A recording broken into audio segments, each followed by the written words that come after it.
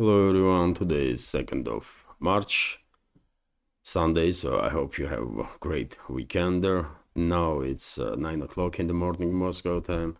I'm Levan Gudadze and this is my first update for a day in which I'll share all the main news that are making headlines in Russian media outlets and Russian language pages on different internet platforms.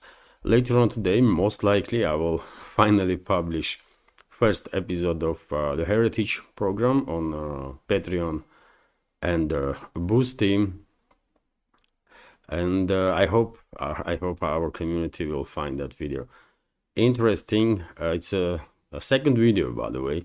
This week I made a first video and I was not quite happy with it, and then I asked my older daughter, who is studies on journalism faculty, to help me with that, and we did record second video, and I think we did it okay. Little montage is left now, and hopefully we will manage to finalize that video, and in that case I will publish it today on Patreon and Boosty. And if some major developments, by the way, of course I will publish second news update also on my Patreon and Boosty. And if you are looking for more news from Russia, more commentary, better understanding of Russian or pro-Russian takes on some major developments, please consider to become a member of our Patreon and Boosty communities. The links are on this video in description box and in the pinned comment, and that will be great support for my work and this independent media project from Russia. That's been said, let's go through some news now. And we have this report from Vzгляд newspaper. Let's translate it, actually. I learned how to do this, by the way. Many members of our community was asking me to translate all these pages that are in Russian. And a few days ago, I finally learned how to do it. So from now on, if I did not forget, I will translate all the news. So we have this report from Vzгляд that Russian armed forces liberated Skudnaya settlement and also Burlatskaya in a DPR. I reported about this progress of the Russian armed forces earlier, but Russian Defense Ministry only now confirms this information. Every single day, by the way, for quite a while now, we are receiving reports about liberation of at least one or quite often several settlements by Russian troops. RIA Novosti is also reporting that according to pro-Russian underground or pro-Russian partisans on Kiev-controlled territory, the vessel was targeted with a long-range strike by Russian forces in Odessa, and on that vessel there was a military cargo and foreign mercenaries, most likely British mercenaries. So ship with their military cargo and British mercenaries that were fighting on the side of Kiev regime was hit in Odessa. The coordinator of the pro-Russian Nikolaev underground, Sergei Lebedev, told RIA Novosti, we have quote here, arrival in Odessa with a military cargo, and British Ukrainian publications write about 2 deaths. This is not so. They have definitely found at least 13 killed mercenaries, but the search continues, and not everyone will make it to a hospital, according to Lebedev. As Lebedev later clarified, their ship was carrying unmanned boats, so-called BECs, drones, by the way, maritime drones, most likely from the UK. Part of their BECs was supposed to be deployed directly in Odessa, and some parts in Ochakov and the Nikolaev regions. According to Lebedev, the equipment was being prepared for an attack on Crimea. So, interesting news here, obviously, this British intelligence and military personnel that operates in Kiev-controlled territory are disguised as mercenaries, and that's why this terminology is used.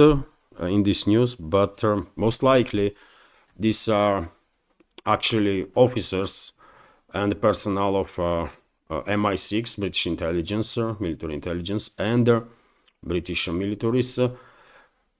I wonder when UK will open classified files and when we will learn how many personnel UK lost in this proxy war that West is waging against Russia. And this is not all, by the way. We also have a report that about 30 foreign mercenaries, potentially also British, were killed during another Russian long-range precise strike in the Dnipropetrovsk region.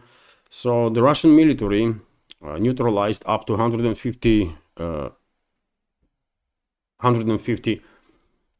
troops of the Kiev regime, and including 30 foreign instructors at the training ground in the Dnipropetrovsk region. The defense ministry reported, this is defense ministry's information, by the way.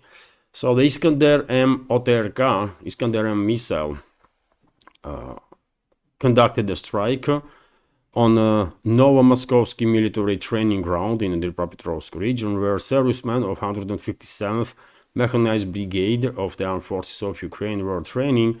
As a result of the strike, up to 150 Ukrainian nationalists were killed, including up to 30 foreign instructors, the ministry said in a statement.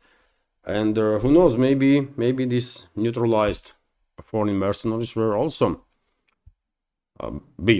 staff of British military intelligence services and armed forces.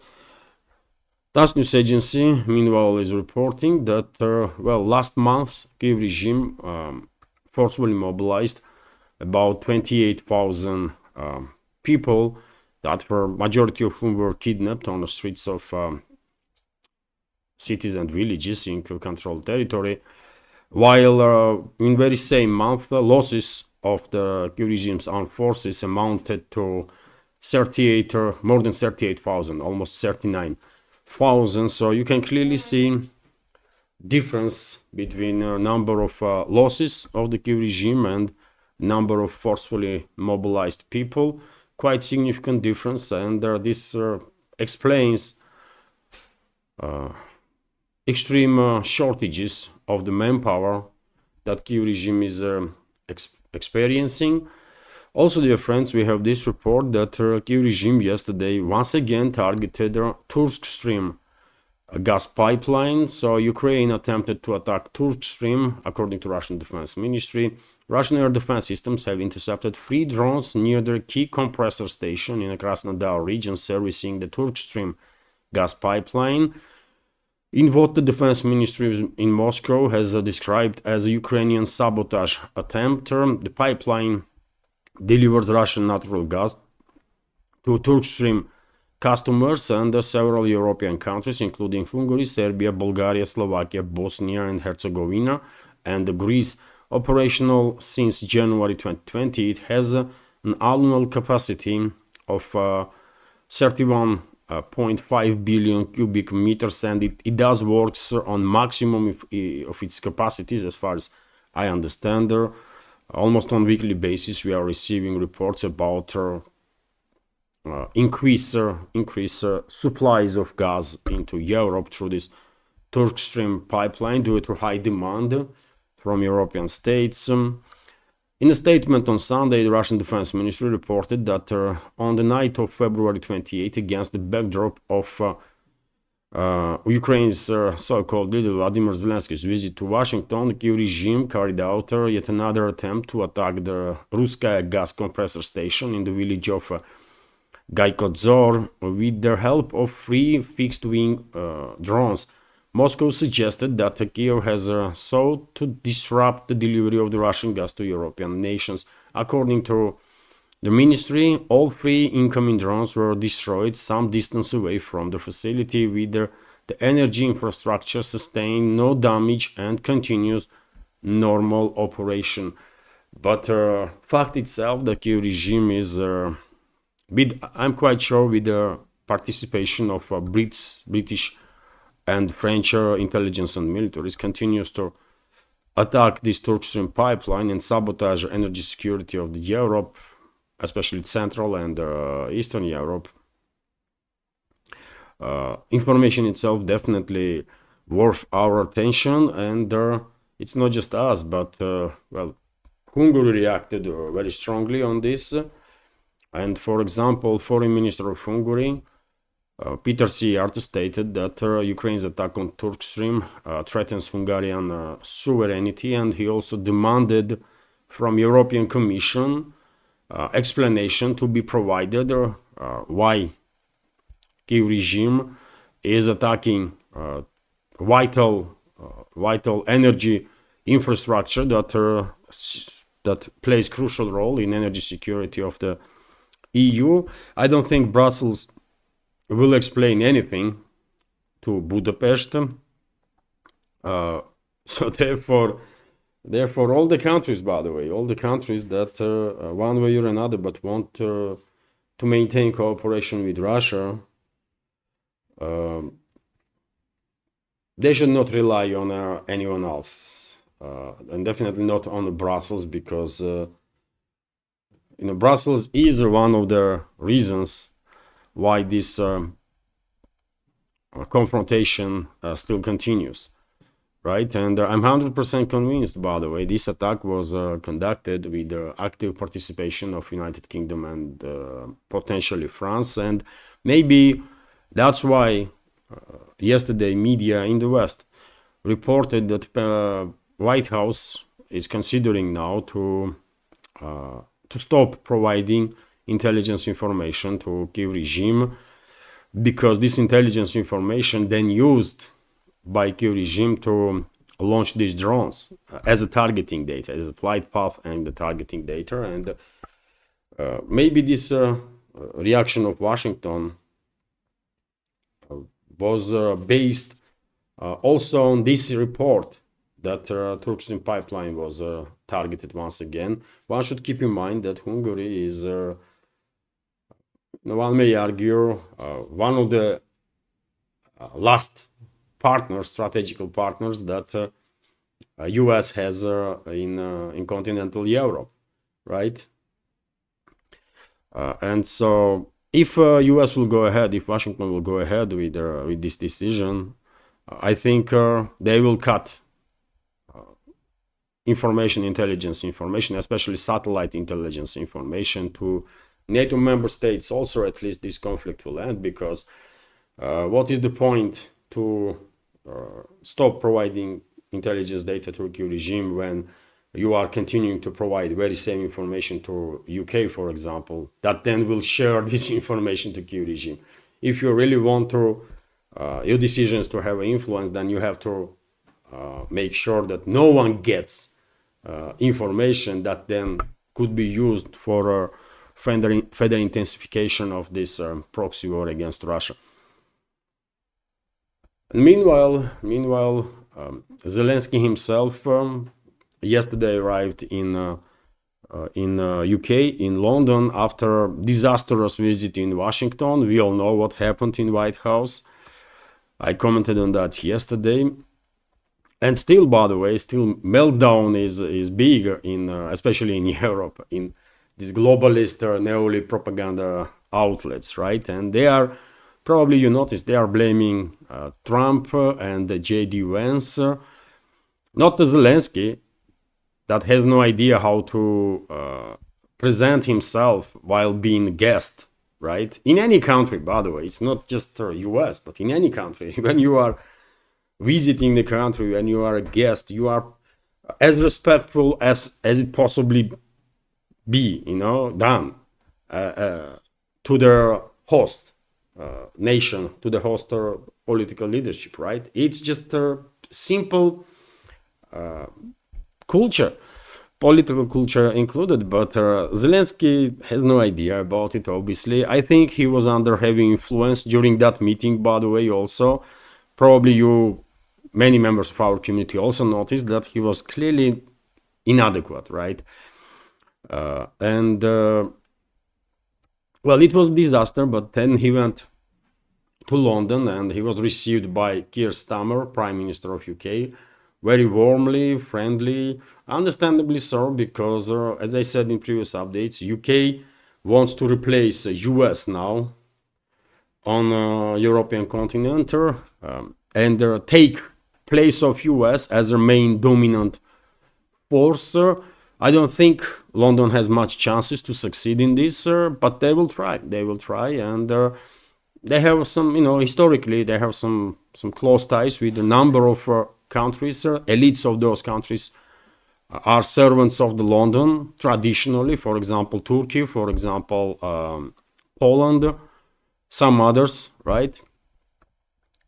And therefore, I do see why London is acting this way. So the Ukrainian leader received a warm welcome in London from British Prime Minister Keir Starmer, who reassured Vladimir Zelensky of UK's unwavering support for as long as it takes, following a contentious meeting with the US President Donald Trump. And it was not just words, by the way.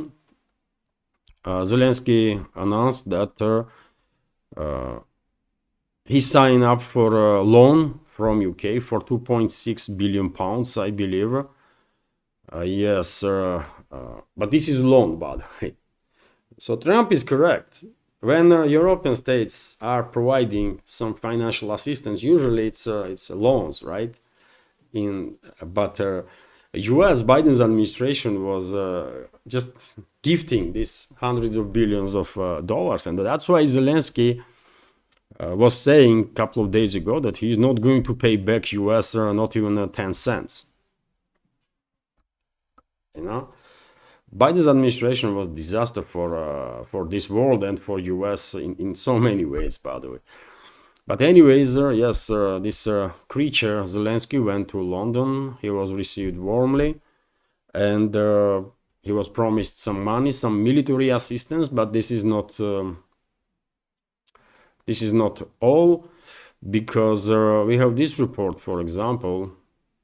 We have this report that France, there will be emergency summit on topic of Ukraine for coordination of the European position, and reports are that hundreds of billions could be allocated for a key regime, or at least promises can be made, because that's what Macron is saying, President of France. So French President Emmanuel Macron, in an interview with the newspaper La Tribune, announced the provision of a large financial assistance to Ukraine for several billion euros. Initially, I saw reports about several hundred billion euros, actually.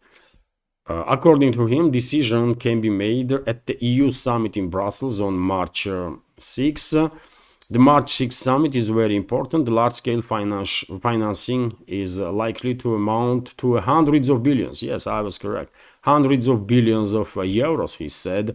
As Macron noted, the purpose of this meeting is to strengthen support for a Kiev regime. And, well, as I reported earlier, dear friends, European so-called elites seems like are absolutely desperate. And in their attempt to derail Russia-US talks, in their attempt to further prolong this proxy war and further escalate, and by doing so, I guess their hope is that they will manage to keep US in Europe, in this involved in this proxy war. In this attempt, they will go ahead with the large-scale escalation, and I was saying for how many months now that before we will see through the escalation, most likely this proxy war that West is waging against Russia will reach an unprecedented scale of their escalation, and we are very close to that point, I believe. And there is two directions which can be used by Western or European elites. One is a transformation of Kyiv regime into a nuclear-armed regime, which will force Moscow, obviously, to deploy some extreme force to make sure that its terrorists in Kyiv will not have nukes on their hands. And the other direction is a provocation of direct clashes between NATO troops and Russian troops. And that's why Keir Starmer and very same Macron and some others are pushing for deployment of NATO troops into Ukraine. And probably they are going to go ahead with that deployment. And so, yes, there is at least a number of scenarios that will be deployed by Western or European elites to further escalate this proxy war. But in any case, Russia will have no option but to react strongly, really strongly, on this escalation. And after that, I guess European elites will have no option but to face the reality and back down. But before that, they are going ahead with their escalation. And by the way, topic of nuclear Ukraine, once again, being promoted inside the Q-control territory, and even fundraising has begun. And according to some reports, some 11 or something million hryvnias were already collected for a nuclear program, for transformation of this Zelensky terrorist regime into a nuclear-armed regime. So, I mean, risk is serious, by the way. This is not a, this is very serious stuff, obviously. And I'm quite sure Moscow is paying close attention to it, and hopefully all the necessary steps will be taken to make sure that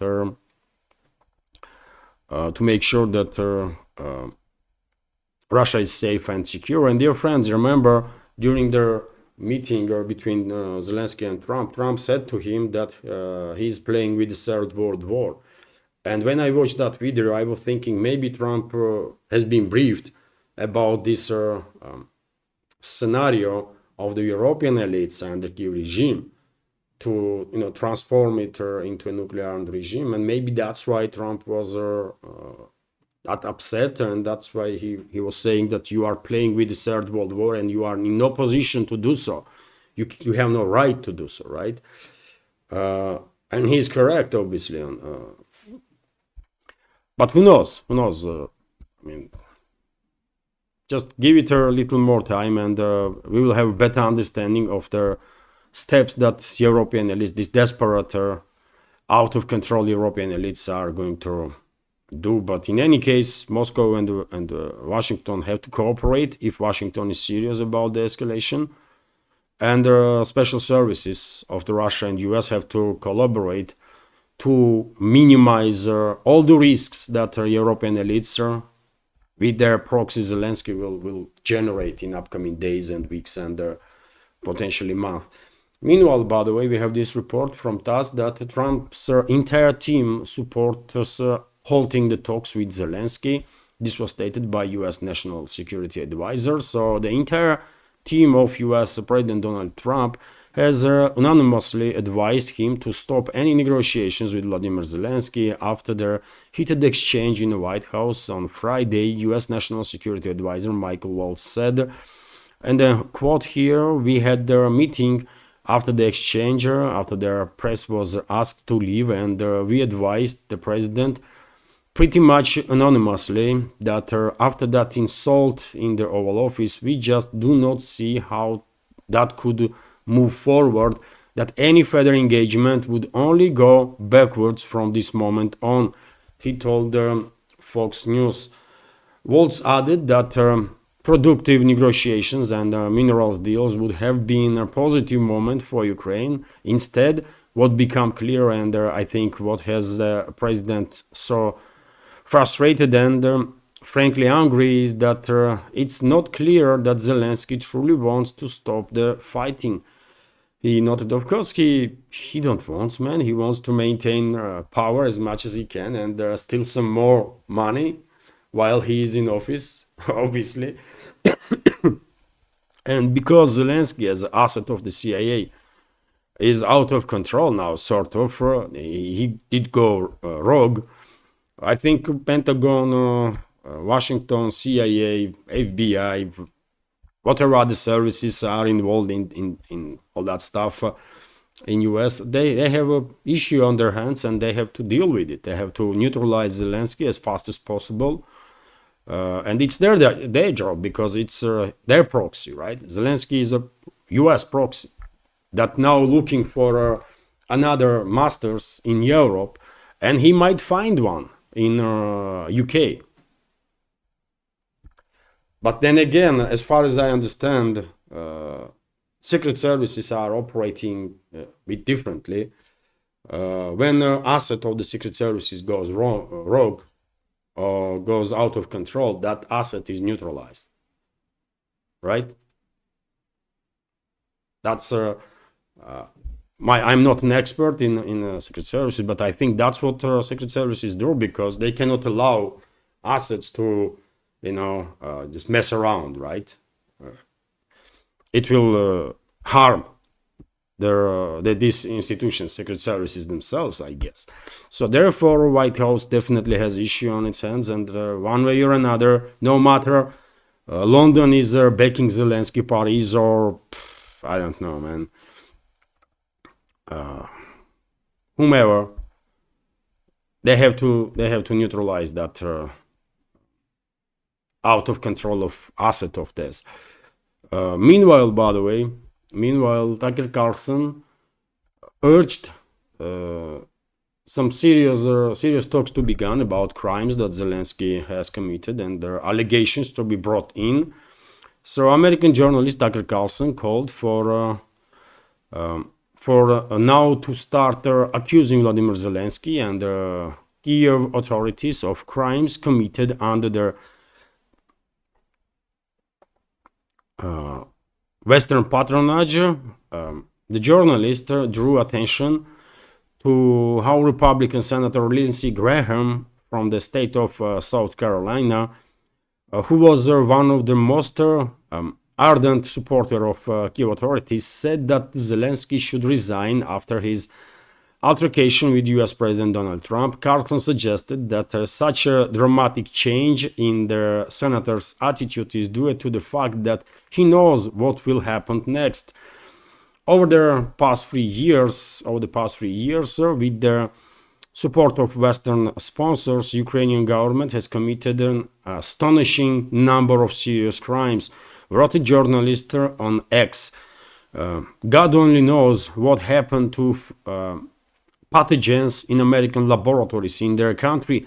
Even American intelligence agencies don't know for sure. Ukrainians have committed several political assassinations in several countries and attempted assassinations, including on American journalists and on the head of European state. All of this is true, and it will come out at some point. It's better to start blaming Zelensky now, he said. And by the way, I'm quite sure White House will make sure and all the US institutions that media soon will receive information about not just the war crimes and crimes against humanity and terrorist activity of the Kyiv regime, but also about theft of billions and billions that is taking place in Kyiv controlled territory. And I'm quite sure soon we will learn in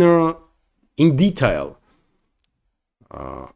how much money Zelensky and his criminal associates steal, where this money went, in which sort of investments, right? Last time I saw news about Zelensky's theft was report about 5-star hotel that his associate, his clan brought in Courchevel, I believe. It's a luxury resort in Europe, in Alps, by the way, right? So I'm quite sure U.S. Finance Ministry has quite a lot of information about all the transactions and all their money movement in and around Zelensky, and soon this information probably will, will become public, and we will learn some quite astonishing stuff. Not just about terrorist activity, of the Kiev regime and crimes against humanity, but also about corruption of the Zelensky and his criminal associates. So Tucker Carlson is on point here. I think his intuition is on top of the game, right? He knows most likely how Washington will react on this insult that White House faced. First time ever, by the way, in Oval Office, right? It has never happened before that guest is coming in and then starts lecturing hosts, U.S. leadership, what to do, how to do, and why. I mean, this was something unbelievable, by the way, what we saw on Friday, isn't it?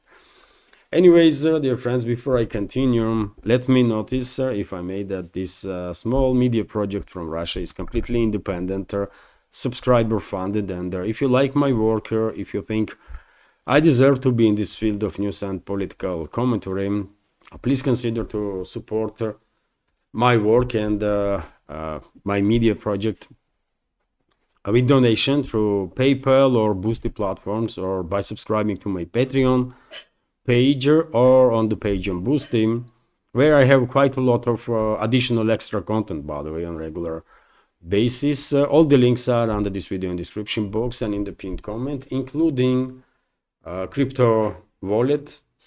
Quite a while there was no donation on crypto, but anyways, all the links, dear friends, are on this video in description box and in the pinned comment. And if you have some issues, by the way, with the PayPal or the Boosty, but want to be a supporter of the project, I mean, please consider to join our community on Patreon.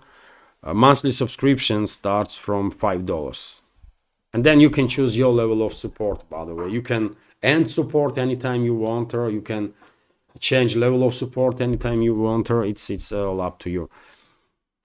That being said, let's continue with some more news. How long is this update already? It's 32 minutes. Okay, at least the headlines, by the way. So RT is reporting that Russian President Vladimir Putin signed security guarantees for Belarus. So Russian President Vladimir Putin has ratified a security treaty with Belarus, reinforcing military ties between the two nations within a union state and integrating Minsk into Moscow's nuclear deterrence strategy. This was expected, obviously. Upper house of Russian parliament ratified this agreement just a couple of days ago, and well, now Putin ratified it, and I believe President of Belarus will ratify this agreement also. If he didn't already, then probably in today or in upcoming days. Also, we have this report that Musk supported the idea of US withdrawing from UN and NATO. Elon Musk, who oversees the US Government Efficiency Improvement Agency, DOGE, agreed with the idea of the United States withdrawing from UN and NATO. I support it, he commented on Twitter or X, on the entry of one of the users that the time has come for United States to withdraw from those organizations. He agreed basically on someone else's post that US should withdraw from UN and NATO. And well, when it comes to NATO, yes, it's NATO should not exist anyways, right? Because it was created against Soviet Union, right? And the Soviet Union does not exist for 3 decades now. So what is the point to keep NATO around, right? But when it comes to UN, that's a little bit different story, even though UN's reputation is destroyed, absolutely destroyed, and many people worldwide think UN is UN is extremely ineffective institution. Still, by the way, this is the institution, I mean, best we have for now, right? Where representatives of the world community can gather and at least try to discuss certain issues and resolve some stuff. So therefore, withdrawal of US from UN, no, I don't see that is happening. After all, US is a permanent member of the UN Security Council, as Russia is, France, UK, and China. So no, US cannot leave UN, but NATO, maybe it's it's up to Washington, obviously, but NATO is a different story. But UN, no, US have to be in UN, by the way, because for balance in this world, by the way, I think it is necessary Russia, China, India, US to cooperate, and especially Russia, India, and US, by the way, to make sure that there is always balance, right, in this world, and China is not becoming a exclusive dominant force in this world. Yes, today Russia, China are strategical partners and everything is good. Yes, great, but still, by the way, I don't think it is in the best interest of world security that one entity is dominating overwhelmingly over the world. I mean, that was happening since the collapse of Soviet Union, when US or the collective West dominated and nothing good come out of that, right? So probably we should stop experimenting that way, and therefore to make sure there is a good balance in place on geopolitical map. Of course, US have to be part of it, part of this balancing act, right? And Russia, India, US cooperation, this triangle, I'm quite sure, can make sure that balance is in place while maintaining good working, great strategical relationships with China, by the way, right? So that's my take, by the way. NATO, it's not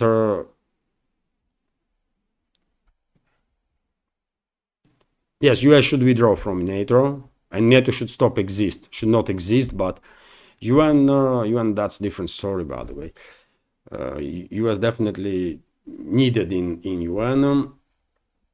RT is reporting that US approved Moscow's new envoy, so the United States has approved Alexander Darchiev as Moscow's new ambassador to Washington. Agreement was issued. Russia's foreign ministry has announced after bilateral talks in Turkey this week. So soon, I guess, Russia ambassador will arrive in Washington, and I think US ambassador will arrive in Moscow, and due to these talks between Moscow and Washington, diplomatic missions of two countries probably will be in a better position to do their jobs, right? Also, TASS news agency is reporting that US to spend up to $4 billion in military aid to Israel. According to statement, this was the State Department's information. According to statement, the administration of US President Donald Trump has approved the sale of weapons and military equipment to Israel, totaling $12 billion since January 20. No surprises there, by the way. And RT is reporting that Indian crude imports from Russia fell sharply. India's imports, although, by the way, India still buys quite a lot of oil from Russia. India's imports of crude oil from Russia decreased in February to the lowest level since January 2023. Their downturn is in purchases comes weeks after their outgoing US administration imposed sanctions against several Russian energy companies and their numerous oil tankers. Imports to India, the country that became Russia's second largest buyer of oil following the outbreak of the Ukraine conflict, decreased by 14.9%, which is quite sharp decrease for sure, from the previous month, averaging just around 1.4 million barrels per day in February, as per data from Kepler and cited by Bloomberg on Friday. So still, by the way, yes, decrease is sharp, 14.9%, but still India buys 1.4 million barrels of oil every single day, purchases, right? Every single day, which is quite a lot still, isn't it? So Russia-India cooperation, by the way, cannot be broken. I'm convinced in that. for both countries, strategical partnership is a national security issue, right? And relationships will hopefully only improve further onwards. And dear friends, this is it for now, for this update. Hopefully you will find this video informative, interesting and useful, and if so, please click that like button, leave some commentary just about anything. This is as you know, only way we can try at least to influence algorithm. Long time, by the way, since my video was in recommendations, several months at least. But still, this is only way we can use, I mean, likes and comments. So if you can, please click that like button and leave some commentary. Share information about my channel or my videos with your friends. And finally, as I already said, if you like my work and if you want support, you can do it through several means. All the links are on this video description box and in the pinned comment. Relatively long update, but hopefully you will find it interesting. Have a wonderful day and take care.